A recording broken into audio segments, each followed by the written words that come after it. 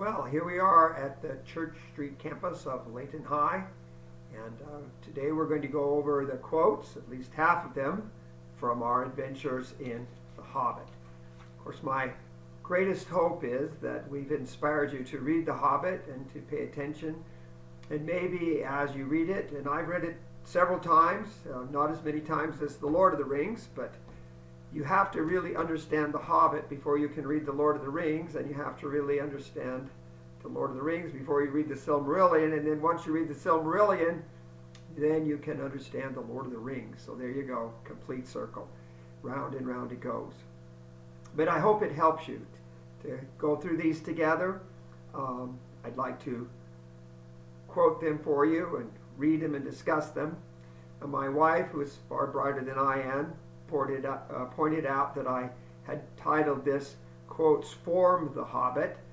It should be from the Hobbit, but in a way, quotes do form the book. And so, if you'll forgive me that mistake and the many others, which I'm sure I made, we'll push ahead and see what we can do.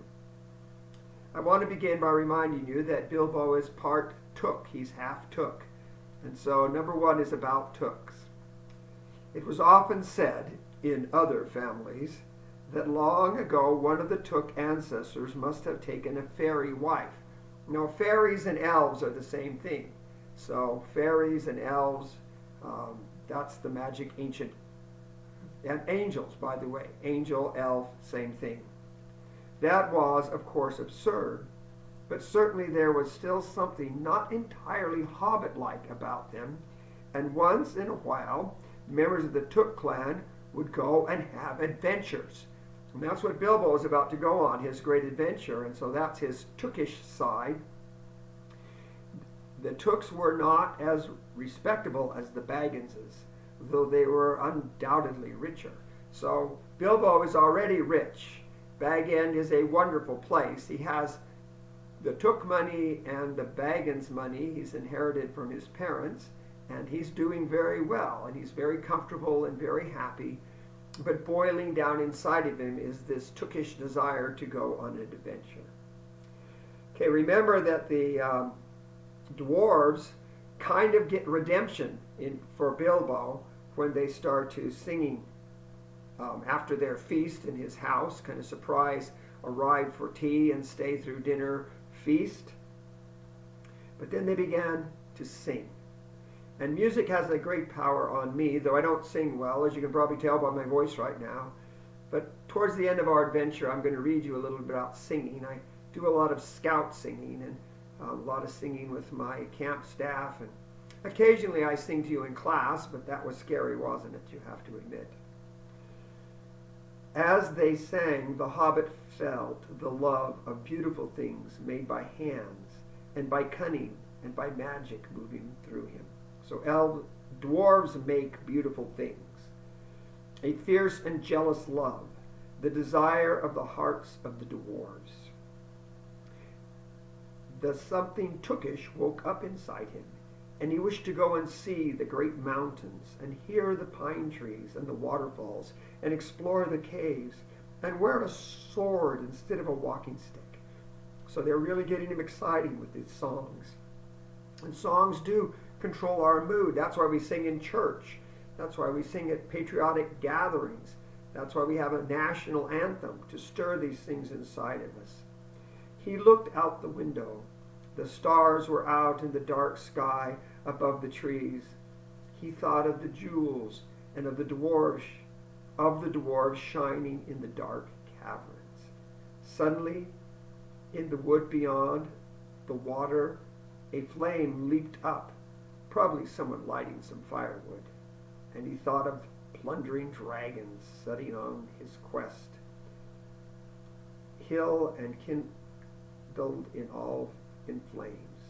So the dragon coming down and burning, and all his adventures swarm up. His quiet hill, he dreams of this dragon landing on his hill and setting it in flames. So there is fear and danger and excitement.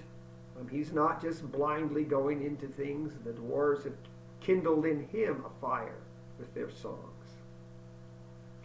Now, they do begin their journey. They have their interaction with the trolls, and we've talked about how Bilbo is, he's not the hero there. He is the one who goes forward first. He conquers his fear. He discovers what's going on. And if they'd listened to him, he'd have saved their lives. But no, they blunder in. And thank goodness Gandalf shows up in just the nick of time.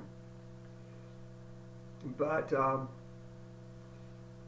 they then eventually get to Rivendell. And if I keep picking on the movie, you have to forgive me. But here we have it. Good times in the last, or some people call it the first, homely house east of the sea. This is where Elrond lives, and he's been living there for thousands of years. And so at last they came to the last homely house and found its doors flung wide. Now it is a strange thing, but things that are good to have and days that are good to spend are soon told about. I don't know if any of you read a book called the Book of Mormon. When you're going through the Book of Mormon, they spend chapter after chapter talking about these terrible wars, and then they come to 200 years when people behaved, and they said, and everybody was nice for 200 years. Next. I mean, you just get through it.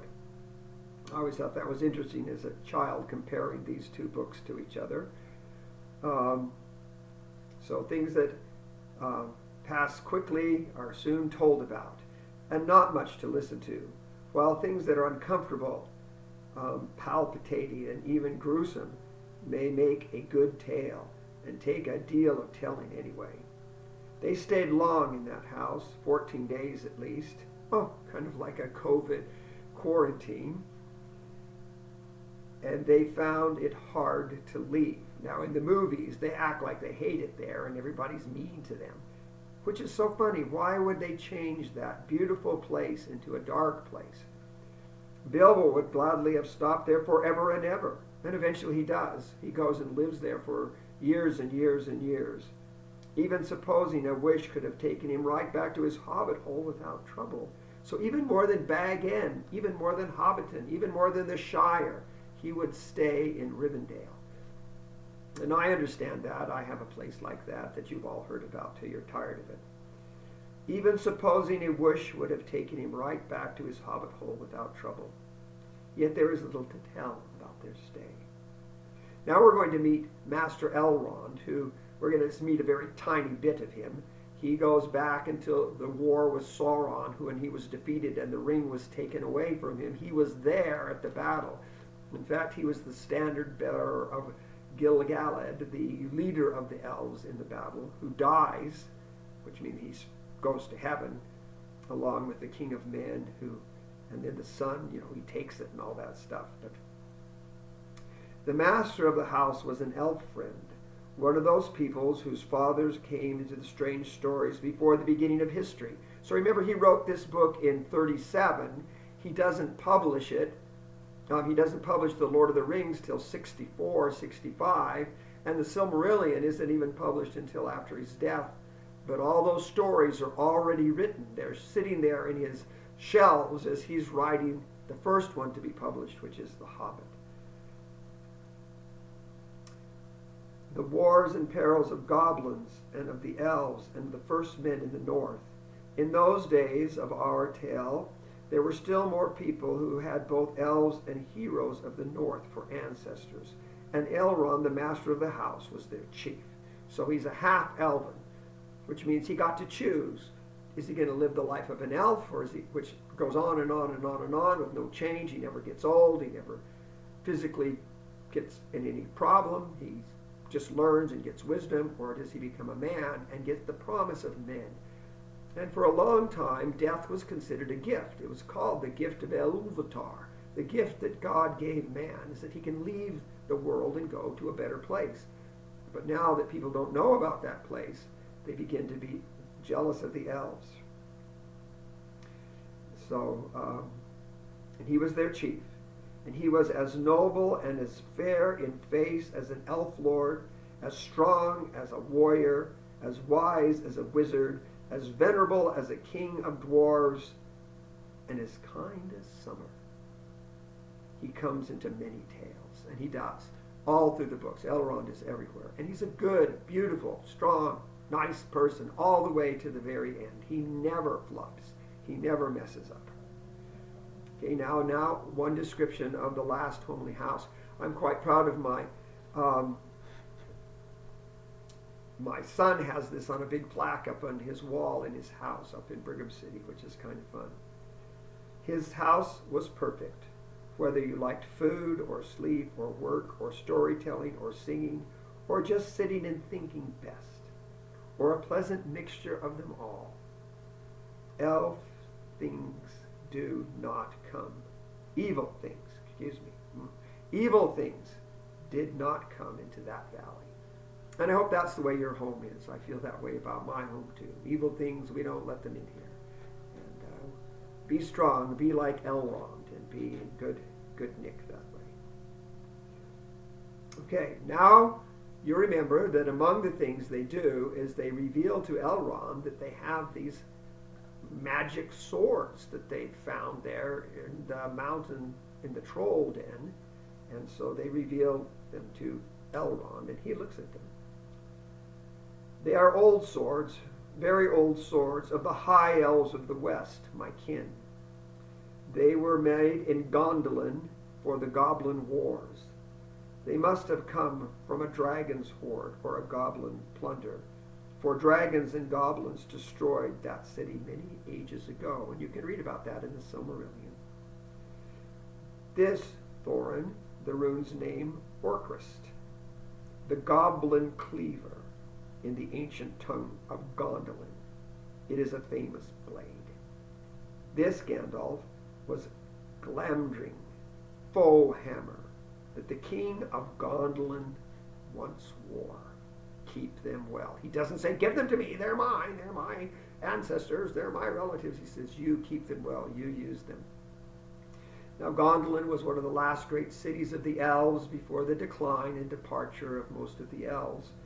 And there are lots of good things about these magic swords that will come forward, and Gandalf wears his sword through the rest of his entire stay in Middle-earth. He's always wearing there. And then, as we have discussed, Thorin lies inside the mountain with Orcrist in his hands. Okay, they leave Rivendell and head up into the mountain pass. And they escape the storm and the giants throwing the giant boulders, playing out in the lightning bolts and having a great time. And they get into this little cave. And then, boom, the back falls open. There were 6 goblins to each dwarf at least, and 2 even for Bilbo. And they were all grabbing and carrying through a crack before you could say tinder and flint, but not Gandalf. Listen to this. Bilbo's yell had done that much good. It had wakened him up wide in a splinter second, and when goblins came to grab him, there was a terrific flash like lightning in the cave, and the smell of gunpowder, and several of them fell dead. So thanks to Bilbo, they don't get a hold of Gandalf. Now we're going to go down after Bilbo's been separated from his friends deep into the mountain, and he is going to find the ring. He guessed as well as he could and crawled along for a good way. That's guessed the direction he should go, till suddenly his hands met what felt like a tiny ring of cold metal lying on the floor of the tunnel. It was a turning point in his career, but he did not know it. And it's a turning point in the history of the world. He did not know that for another 61 years, but there it is, the ring of power, the ring of Sauron, his most powerful weapon, and in the end, the key to his destruction, as we know. And Bilbo finds it. Whose idea was it for Bilbo to find it? Was it the rings? Well, I think if the ring would have wanted to be found by someone, it would have been someone besides Bilbo. Is there a greater power in the universe that determines these things? And surely Tolkien, as a very religious man, believed that. And if you read again the Silmarillion, that's why reading the Silmarillion makes this come alive to you as you read The Hobbit, even though it's a little bit of work to do that. Here we have the ring, has found its way. It's trying to get back to Sauron, but for some reason, instead of finding Sauron, it finds the Hobbit Bilbo Baggins, who's going to take it. Somehow, God knows that he's the hero that can deal with it, that can handle it. And what's so important about it is the ring usually takes people over. Even Gandalf, you'll recall, is afraid to touch it. And Elrond won't use it. And nobody, no one wants it. But Bilbo and later Frodo, they can handle it. That's amazing, isn't it? That's amazing. And so that's where he finds the ring. Number 9. Bilbo's sword and elf blade too. Now he drew it out, it being his sword. It shone pale and dim before his eyes. So it is an elf blade too, thought Bilbo. And goblins are not very near, and yet not far enough. So the closer goblins get, the brighter these swords blaze. So they're like a warning if there's any danger coming around. And so he can see his path now by the light of his magic sword. Okay, now we get down into the War of the Riddles. And boy, those riddles are so much fun to read. One I can remember, a box without hinges, key, or lid, yet golden treasure inside lays hid. And finally Gollum answers that one when he remembers how much he likes to climb up and steal birds' eggs. Go figure. That's kind of fun. But they go back and forth with all these riddles, and kind of shows the different lives they live. And I think you would really enjoy the riddle game. But once he's invisible and figures that out, he has a temptation to kill Gollum. Now, when you read The Lord of the Rings, you know that Gollum plays an essential part. And Gandalf won't kill him, Aragorn won't kill him, Frodo won't kill him. And in the end, of course, he kills himself and helps Frodo save the world. That's very important.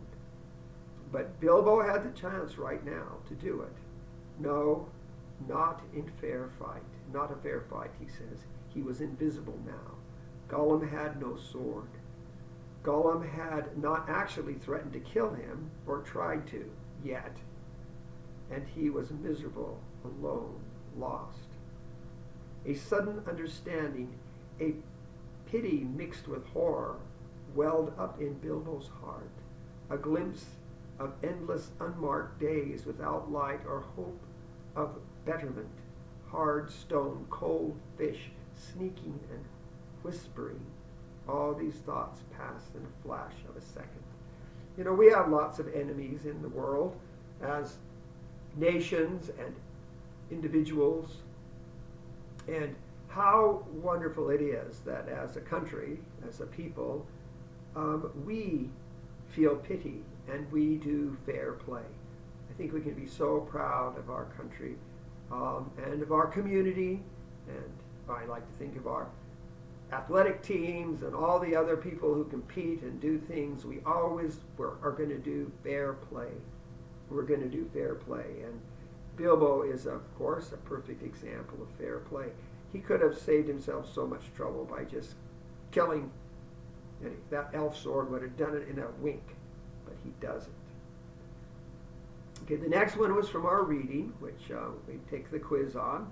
So let me help you a little bit with that by reviewing this. It's Bilbo's call to duty. A very uncomfortable thought was growing inside him. He wondered whether he ought not, now that he had a magic ring, to go back into the horrible, horrible tunnels and look for his friends.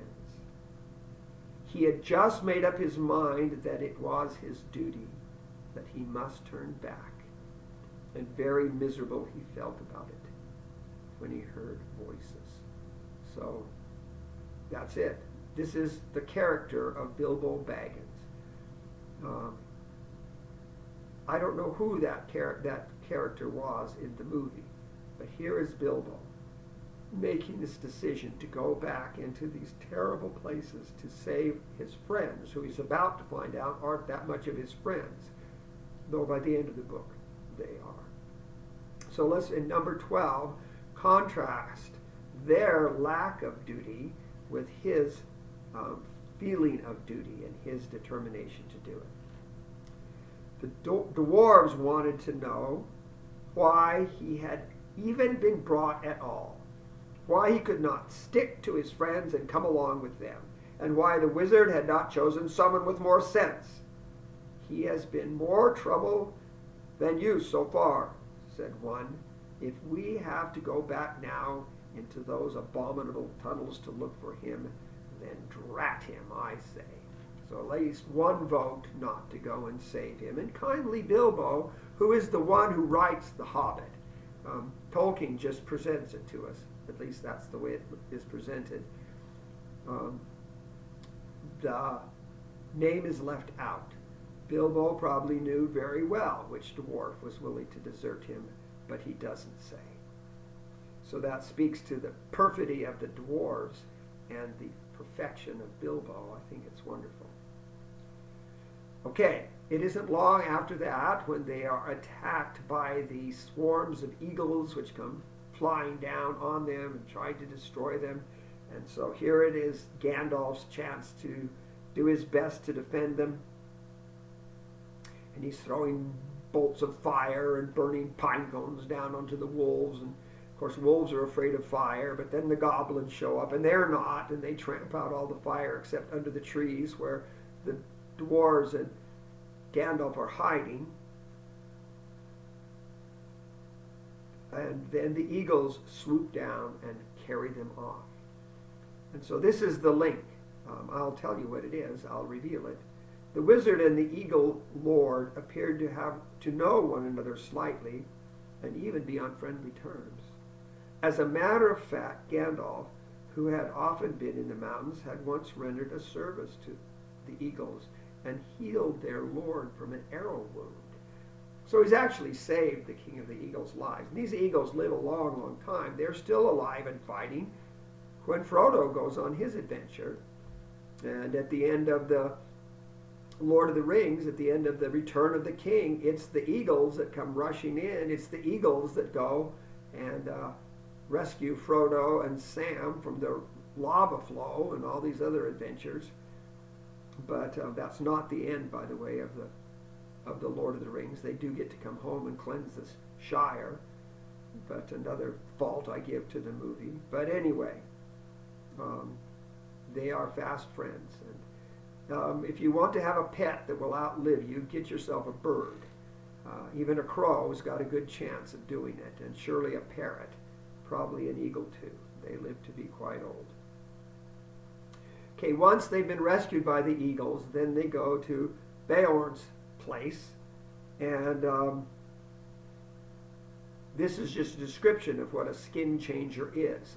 You all know my attitude towards bears, but bears that are human, I think I could handle, and we would get along okay. He changes his skin. Sometimes he is a huge black bear. Sometimes he is a great, strong, black-haired man with huge arms and a great beard. He keeps hives and hives of great, fierce bees and lives most on cream and honey. So, terrible, grouchy man, but he likes cream and honey, and I suppose you do, so do I. Wow, what a great life. And he is kind of the leader of the people that are fighting constantly against the encroachment of the mountain goblins, which are growing and growing and growing in power until he, as a giant bear, shows up at the last battle, as we've discussed, and kind of saves the day. But this is where their friendship is sealed between the Boreans, his followers and people, and the dwarves, because they are honest and they send back the horses and they do good things. And Gandalf kills the great goblin down inside the mountain, which is a big point in his favor as far as Beorn is concerned. Now they get into the forest, and by this time the dwarves are pretty much accepted that Bilbo is their leader. Isn't that amazing? He's earned that by how he's behaved. Not just his acts, but the quality of his character And the dwarves recognize this, though they have a king with them. Even Thorin recognizes that Bilbo is the one who knows, who thinks, who can get them through. He's not the strongest by any means. He's not the oldest. He's just Bilbo, and yet his character is what makes it so he can do this. And surely that's why he was chosen to be the ring bearer, and that comes out even later more. But when they are fleeing through the forest, trying to find each other after the elves give them a spark, they run into the spiders. And they're attacking. And so Bilbo came at it, a spider, before it could disappear, and struck it with his sword right in the eyes. Then it went mad and leaped and danced and flung its legs in horrible jerks until he killed it with another stroke. And then he fell down and remembered nothing more for a long while. Now I want to point out to you that in the movie, Bilbo's stabbing and killing people and all these other things. There are all kinds of people getting killed. In The Lord of the Rings, the only thing Bilbo kills is spiders. So there you go. I myself have a policy on spiders. If they're inside the house, they have committed a capital crime, except maybe in the basement. But if they're outside, they're my friends, and I'm trying to be nice to them, but because they kill other things that I dislike more. So there you go. And in the camp up at Wyoming, they have free reign to do as they please. But they get inside the house and start making cobwebs. They're in trouble. But anyway, he killed the spider. There was an unusual dim gray light. There was the usual dim gray light of the forest day about him when he came to his senses. The spider lay dead beside him, and his sword blade was stained black. Somehow the killing of the giant spider, all alone by himself in the dark, without help of wizard or the dwarves or anyone else, made a great difference in Bilbo Baggins. So Bilbo is now beginning to feel his own quality, his own hero status, his own hero nature, which I think is pretty good. Now, in the next one, it seems, this is after he's rescued them all, they just kind of go, okay, Bilbo, what next? What next? It was from little Bilbo that they seemed to expect to get an answer, from which you can see that he had changed their opinions of Mr. Baggins very much, and had begun to have a great respect for him, as Gandalf had said they would. Indeed, they really expected him to think of some wonderful plan for helping them, and were not merely grumbling. They knew only too well that they would soon all have been dead if it had not been for the Hobbit, and they thanked him many times. So dwarves aren't bad people, especially these dwarves. They're not bad, but sometimes you have to earn their respect, as you don't just automatically get it. And by this time, Bilbo has earned their respect. He saved all their lives, and he will do so repeatedly throughout the adventure. Now, I want to talk to you about the Wood Elves. Again, this is another frustration I have with the movie presentation of The Hobbit, is that the elf king especially, and some of the elves, he's the father of Legolas for Pete's sakes, are portrayed as kind of dark and sinister and even ugly. Honestly, that is so offensive to me. That would be like making a movie about the Bible and making Jesus a sneak or something like that. It's just not acceptable. And yet they do it, and they expect us to pay money for it. It makes me angry. But here's Tolkien's description of the Wood Elves, who are feasting in the forest when the dwarves come across them. The feasting people were Wood Elves, of course. They are not wicked folk. If they have a fault, it is distrust of strangers.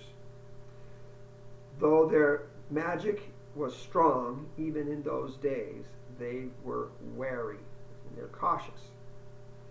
They differed from the high elves of the West and were more dangerous and less wise. So meaning they're dangerous to their enemies, less wise. For most of them, together with their scattered relations in the hills and mountains, were descended from the ancient tribes that had never went to Feria in the west. So now in the world, as you'll find out again when you read your Silmarillion, is many of the elves go to heaven, and some stay there, and they are the highest elves, and the high king of the elves lives with the gods. But some of the elves stay along the coast, and some of the elves, they're called the Noldor, they actually return to Middle-earth.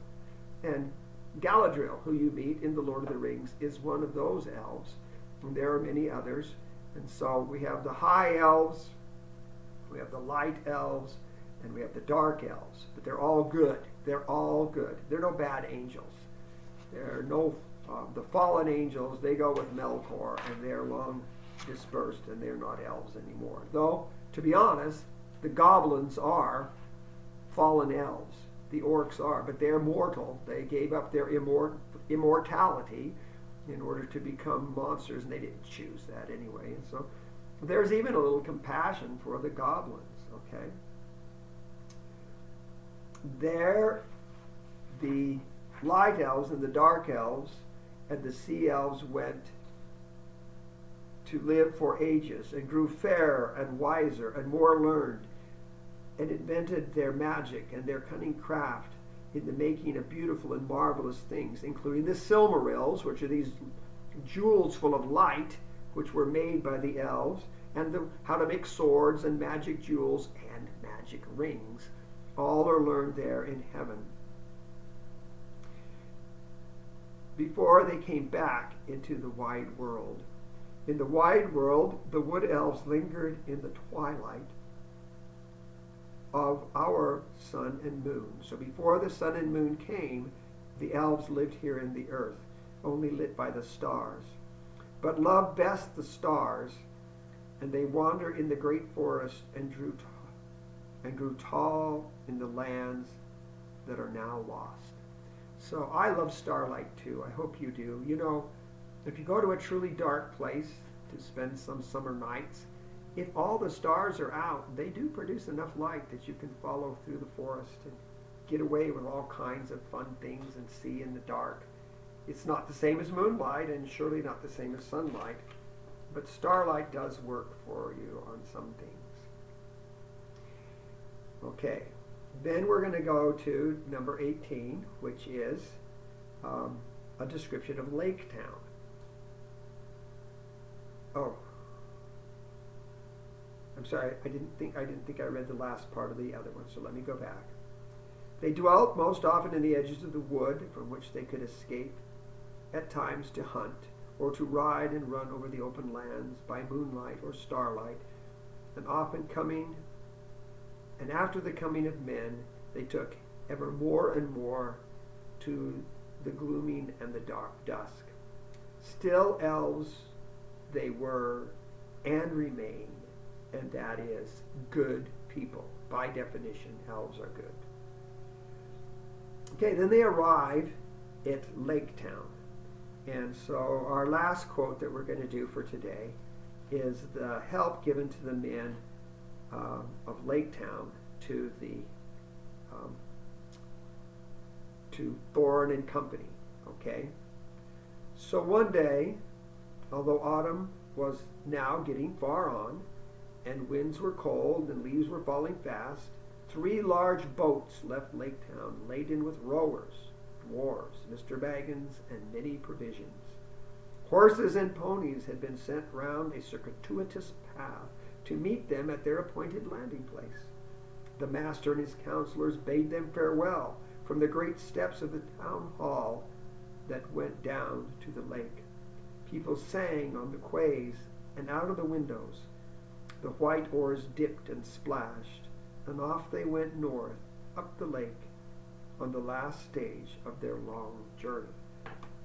For some reason, the who makes the Tolkien movies, chose to portray Lake Town as this dark dump where everybody hated and mistrusted everybody, and it's just like a slum. That's not the way it is. It's a beautiful city, which makes its destruction by smog even more painful, and its rebirth under the wealth that comes after the slaying of the dragon even more wonderful. And the lake town remains an important part of the history of Middle-earth for a long time after, though the stories of the North are less important than the actual story of the ring, or in the actual story of the ring, than those into south, which is Gondor and the city as Minas Tirith and those places. But Lake Town will fulfill its part and send forth soldiers and support to the world. And the dwarves become friends again with them even after they allow the dragon to pounce upon them. And yes, I have my Smaug here with us today. And so he and I, after our great adventure, want to thank you for being here and say goodbye.